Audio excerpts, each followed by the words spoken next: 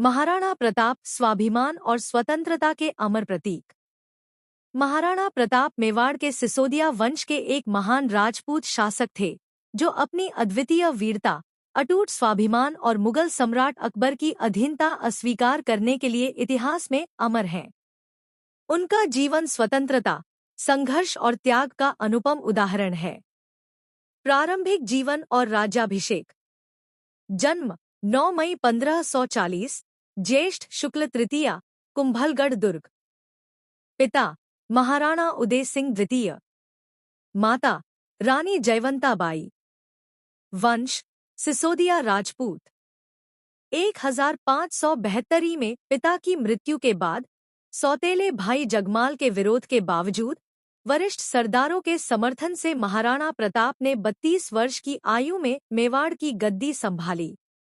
अकबर से संघर्ष और हल्दीघाटी का युद्ध 1576।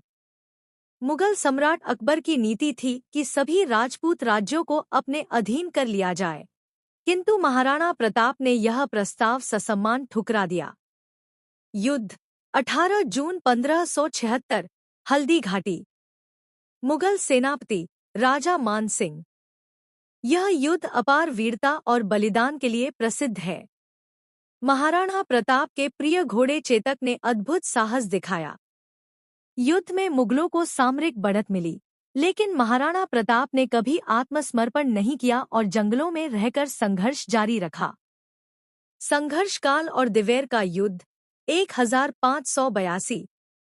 लगातार संघर्ष के दौरान महाराणा प्रताप ने कुंभलगढ़, गोगुंदा, पश्चिमी मेवाड़ को मुगलों से मुक्त कराया और चावड़ को नई राजधानी बनाया।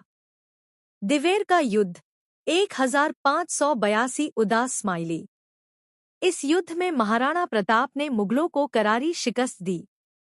इतिहासकार कर्नल जेम्स टॉड ने इस विजय की तुलना यूनान के मैराथन युद्ध से की है।